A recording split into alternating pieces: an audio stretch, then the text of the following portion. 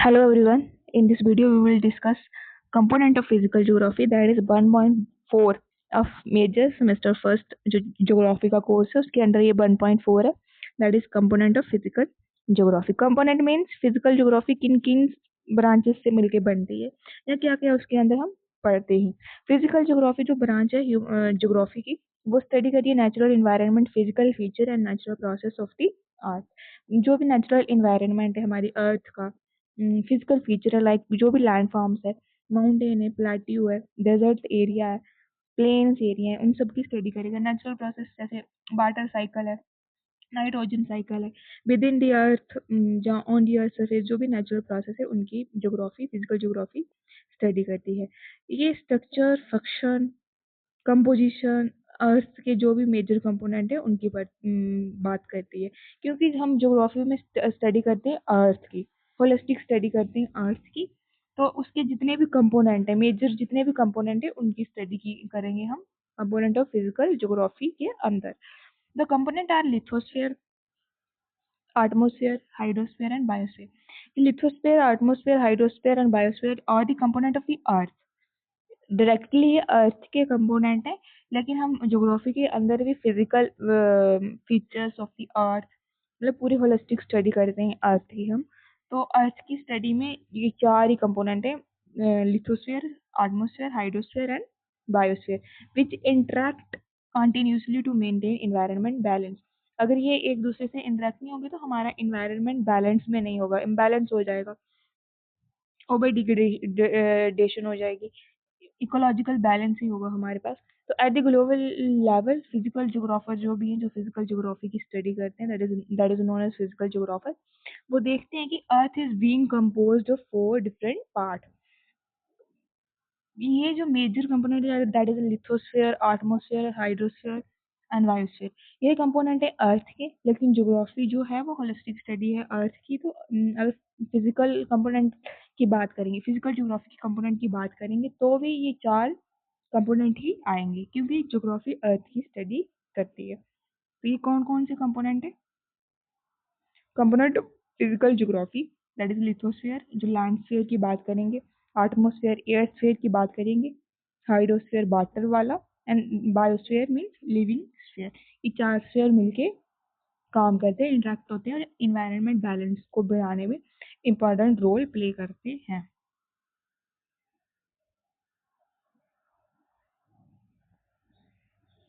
Then it is a diagram that shows, let's suppose ये हमारे पास lithosphere है जो कि लैंड पोर्शन है, एटमॉस्फेयर एयर वाला पोर्शन है, हाइड्रोस्फेयर पानी वाला पोर्शन है. और यहाँ पे ये तीनों ओवरलैप कर रहे हैं, हाइड्रोस्फेयर, लिथोस्फेयर एंड बायोस्फेयर तीनों ओवरलैप कर रहे हैं. That sphere is biosphere. Biosphere mean living sphere. अब लिविंग बींग्स जो भी है वो सर्वाइव कहाँ कर पाएंगे? उन्हें जमीन भी चाहिए, हवा भी चाहिए, पानी भी चाहिए. तो ये बेसिक एलिमेंट हमें, मतलब किसी भी लिविंग बींग को चाहिए. तो बायोस्फीयर कहाँ एग्जिस्ट करेगा? यहाँ पे ये तीनों स्फीयर ओवरलैप करेंगे. अब लिथोस्फीयर की बात करते हैं. अब लिथोस्फीयर हम बोलते हैं कि land portion of the earth surface, लेकिन land portion of the earth surface तक ये सीमित नहीं है. इसमें बेसिकली जैसे कोई लिथोस्फीयर में दो पोर्शन है. एक है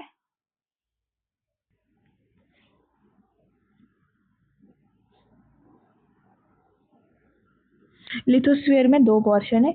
पूरा लिथोस्फीयर में हमारे पास कॉन्टिनेंटल क्रस्ट भी आती है, ओशनी क्रस्ट भी आती है, और अपर part of the upper mental, that is known, जो अस्टिनोस्फीयर के ऊपर हमारी मेंटल फ्लोट कर रही है वो भी हमारे लिथोस्फीयर के ऊपर आता है. वो उन्होंने ये इस डायग्राम में ये शो किया कि लिथोस्फीयर बस लैंड पोर्शन है, लिथोस्फीयर में कॉन्टिनेंटल क्रस्ट भी आएगी, लिथोस्फीयर में कॉन्टिनेंटल क्रस्ट भी आएगी, ओशनी क्रस्ट भी आएगी, and upper part of the upper mental जो अस्थिनोस्फीयर के ऊपर फ्लोट कर रहा है वो भी आएगा. तो लिथोस्फीयर में क्या क्या आता है? कॉन्टिनेंटल क्रस्ट आती है, ओशनी क्रस्ट आती है, प्लस लिथोस्फेरिक मेंटल भी आता है जो अपर part of the upper mantle होता है. तो वो भी लिथोस्फीयर के अंदर आता है. हम इसके अंदर पढ़ेंगे डीपली कि क्या क्या है ये.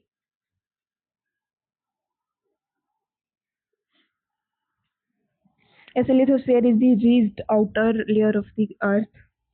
जो लेयर है, आउटर लेयर है अर्थ की, उसको हम लिथोस्फीयर कहते हैं। क्रस्ट, अब क्रस्ट के अंदर कॉन्टिनेंटल क्रस्ट भी है और ओशनी क्रस्ट भी है। And upper solid part of the mental, जो स्टीनोस्फीयर के ऊपर लिथोस्फेरिक मेंटल है वो भी लिथोस्फीयर का पार्ट है। It lies above softer molten layer called the asthenosphere. ये कहाँ पे पाया जाता है? ये स्टीनोस्फीयर के ऊपर फ्लोट करते हैं। वही लाइन इसमें लिखा हुआ है, सॉफ्टर नेचर के होते हैं इसलिए ऊपर फ्लोट करते होते हैं। फीचर्स की बात करें तो thickness 50 to 200 kilometre depending upon the location. जैसे ओशनी करंट की जो थिकनेस है वो कम होती है as compare to the continental crust. तो ये डिपेंड करता है लोकेशन पे, लेकिन usually and generally 50 to 200 kilometre की डेप्थ होती है, थिकनेस मोटा होता है।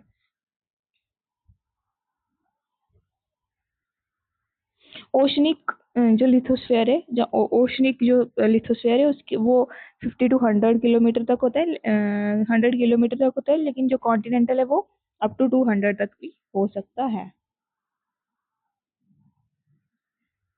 कॉन्टिनेंटल जो लिथोस्फीयर है वो कहाँ तक हो सकता है? अप टू 200 किलोमीटर या उससे भी ज़्यादा।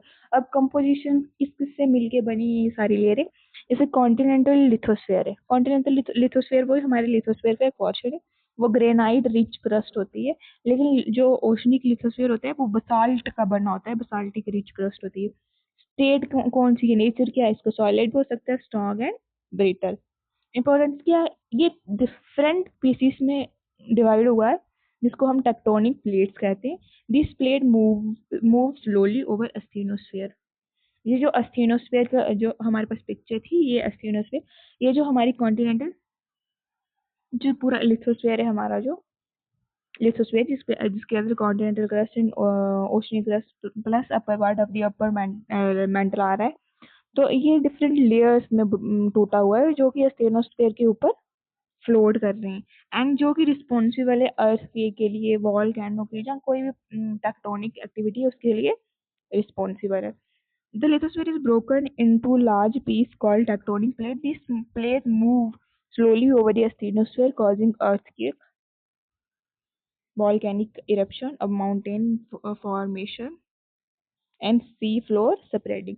माउंटेन फॉर्मेशन में हम अगर एग्जांपल देखें तो हिमालय है, हिमालय की हाइट बढ़ रही है, अभी भी बढ़ रही है, क्योंकि जो हमारा माउंट एवरेस्ट है उसकी हाइट पहले थी 8,848 किलोमीटर। लेकिन रिसेंटली एक डेटा आया था, उसमें उन्होंने बोला था कि 8,850 हो गया। अब इट मीन्स 2 मीटर, जो 2 मीटर था वो बढ़ गया। कैसे बढ़ा? बिकॉज ऑफ दी लेयर्स और जो टेक्टोनिक प्लेट की मूवमेंट हो रही है उसकी वजह से। And sea floor spreading also इसकी वजह से हो रहा है। लिथोस्फेरिक जो plate, tectonic plates different pieces में ब्रोकन, तो उसकी वजह से सी जो हमारा सी फ्लोर है वो भी बढ़ रहा है। फिर हम बात करते हैं एटमोसफेयर की। एटमोसफेयर गैसियस पोर्शन है, गैसियस इन्वेल्प है, blanket of the gases surrounded the earth. It ये हमारे अर्थ के इर्द गिर्द रहता है, क्योंकि हमारी जो अर्थ की ग्रेविटी है वो इसको होल्ड करके रखती है। Surrounded the earth, it is held around the earth by gravity and protect life by providing oxygen। ये काम क्या करते हैं? हमें ऑक्सीजन प्रोवाइड करेगा, टेम्परेचर को रेगुलेट करेगा, प्लैनेट को हार्मफुल जो सोलर रेडिएशन है उससे बचाएगा। अगर डेफिनेशन की बात करें तो layer of gases that surround the earth and that support life, protect the planet from harmful radiation. Composition की बात करें तो ये सबको पता है, नाइट्रोजन 78% है, ऑक्सीजन एग्जैक्ट 78 है या नहीं ये चेक कर लेना, लेकिन ऑक्सीजन 20.09 या 9 इतनी है। ऑर्गन है, फिर कार्बन डाइऑक्साइड है, small amount of water vapour भी पाए जाते हैं हमारे एटमोसफेयर में, ओजोन लेयर है एंड अदर गैसेस है। अगर उसमें जो हमारा एटमोसफेयर है, दैट इज अवर एटमोसफेयर, ये वाला जो अर्थ के ऊपर है, जो ग्रेविटी हवा वाला पोर्शन है जो हमारी अर्थ के ऊपर, तो वो हमारी हवा से उड़ क्यों नहीं हमारी अर्थ से बाहर क्यों नहीं चल जाता, उड़ क्यों नहीं जाता? Because of the gravity of the अर्थ जो उसे होल्ड करके रखती है। तो उसको भी फर्दर हमने बड़े सारे स्फीयर में, लेयर्स में डिवाइड कर दिया है। सबसे पहले आता है ट्रोपोस्फेयर। ट्रोपोस्फेयर की जो हाइट है अबव द अर्थ बात कर रहे हैं, सरफेस के ऊपर, सरफेस से ऊपर की बात कर रहे हैं हम, वो है 0 to 12 kilometre. Weather and cloud occur है, जो भी बारिश, रेनफॉल, प्रेसिपिटेशन होती है वो सब ट्रोपोस्फेयर में होती है। फिर आता है स्ट्रेटोस्फेयर। स्ट्रेटोस्फेयर की 12 to 50 किलोमीटर की हाइट है हमारे वहां से ऊपर, ट्रोपोस्फेयर के ऊपर 12 to 50 किलोमीटर की है। वहाँ पे ओजोन लेयर पाई जाती है, जो हमारी स्किन को प्रोटेक्ट करती है, हमारी लाइफ को प्रोटेक्ट करती है from the harmful radiation of the या UV radiation of the sun. Mesosphere उससे ऊपर 50 to 85 किलोमीटर है। वहाँ पे मिटियोर्स जलते हैं, जिन्हें हम जलता हुआ सितारा कहते हैं, तो जलता हुआ स्टार कहते हैं। तो वो मीटियोर्स वहाँ पे बर्न अप होते हैं। उसके ऊपर आता है थर्मोस्फेयर, जिसकी हाइट है 85 to 600। कभी कभी वहाँ पे थर्मोस्फेयर के आइंस वगैरह बनते हैं, इसमें एक आइनोस्फेयर भी आता है। फिर आता है एक्सोस्फेयर, वो जो कि 600 किलोमीटर से अबव का है, और उसका जो एंड पॉइंट है वो हमें पता ही नहीं है। मुझे सबसे आउटर मोस्ट लेयर होती है हमारे एटमॉस्फेयर की।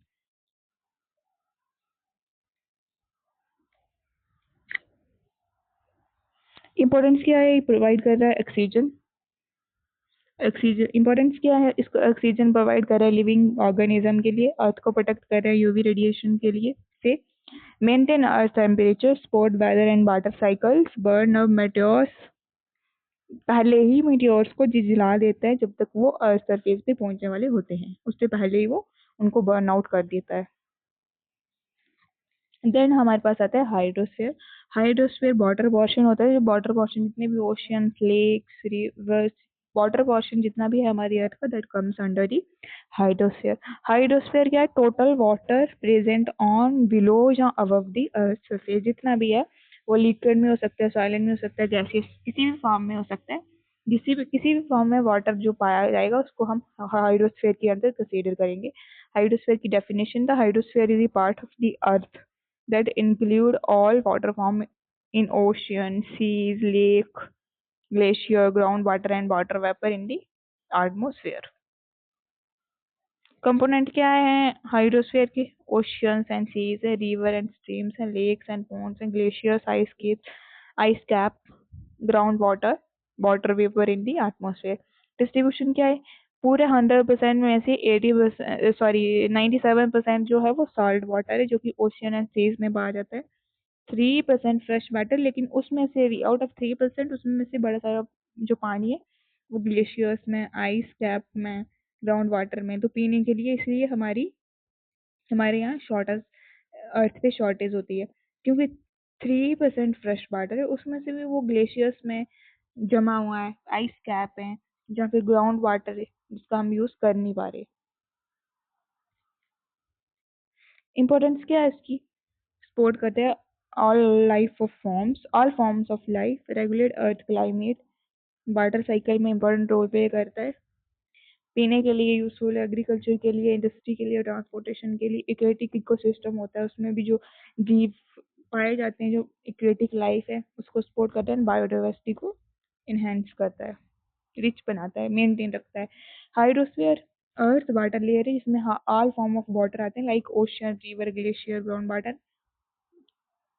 या फिर एटमॉस्फेयर में जो भी वाटर वेपर, ये सब हाइड्रोस्फीयर के अंदर आता है।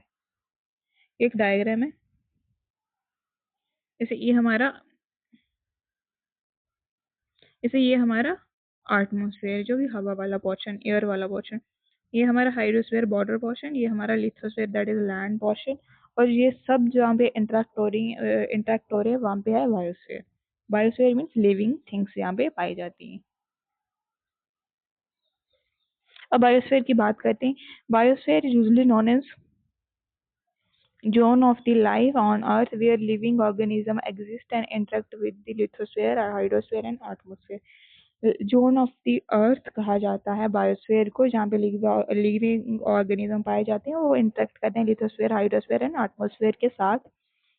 डेफिनेशन की बात करें, biosphere is a part of the earth where all living organism including plants, animal, micro organism live and interact with their environment. क्या क्या कंपोनेंट है हमारे बायोस्फीयर में, क्या क्या पाया जाता है हमारे बायोस्फीयर में, प्लांट पाए जाते हैं, एनिमल, ह्यूमंस, माइक्रो ऑर्गेनिज्म, और लैंड, वाटर एंड एयर के साथ उनकी इंट्रैक्शन। कैरेक्टरिस्टिक क्या है, extend from the lower atmosphere to the upper layer of the earth crust throughout the hardest, मतलब जहाँ पे भी लाइफ पाई जाएगी, वो चाहे एटमोसफेयर में माइक्रो ऑर्गेनिज्म की बात करो, लिथोस्फेयर में जो भी कीड़े मकोड़े हैं, जो भी माइक्रो ऑर्गेनिज्म है उनकी बात करो, जहाँ हाइड्रोस्फेयर में एक्वेटिक लाइफ की बात करो, एटमोसफेयर में जो भी माइक्रो ऑर्गेनिज्म है उसकी बात करो, एंड लिथोस्फेयर भी जो भी माइक्रो ऑर्गेनिज्म है छोटे छोटे जो भी हैं कीड़े मकोड़े, लिथोस्फेयर में वहाँ जहाँ पे भी लाइफ एग्जिस्ट करेगी वो जोन बायोस्फीयर के अंदर आएगा। इकोसिस्टम आते हैं इसके अंदर, like forest, grassland, desert, oceans and wetland. Depend करता है atmosphere, hydrosphere and lithosphere sphere पे फॉर सर्वाइवल। उनका एक बैलेंस जो इंटरेक्शन है वो उस इंटरेक्शन में बैलेंस रहे तो ही बायोस्फीयर एग्जिस्ट कर सकता है। इम्पोर्टेंस है, support all life forms, maintain ecological balance, provide food, oxygen, natural resource, play a key role in nutrient cycle and energy flow, help regulating earth environment and climate। Conclusion में यही है कि हमारे जो कंपोनेंट है geography, physical geography के, physical geography is the study of the earth natural environment. इस major component lithosphere, atmosphere, hydrosphere and biosphere are closely interconnected and together shape the earth physical feature and support all form of life। Understanding these components help us to explain the natural process जो भी अर्थ पे operate कर रही है वो कैसे operate करे उसको समझने में हेल्प करेगा। जब हमारे पास कम्प्रिहेंसिव नॉलेज होगा कंपोनेंट ऑफ फिजिकल ज्योग्राफी का, इन्वायरमेंट जो चेंज हो रहा है, क्लाइमेट चेंज हो रहा है, ग्लोबल वार्मिंग हो रही है, सी लेवल राइज हो रहा है, इस इन सब को समझने में हेल्प करेगा। और रिलेशनशिप है जो ह्यूमन एंड नेचर का उसको समझने में भी की रोल प्ले करता है। Therefore the study of physical geography is essential for sustainable use and conservation of earth natural resources. Thank you.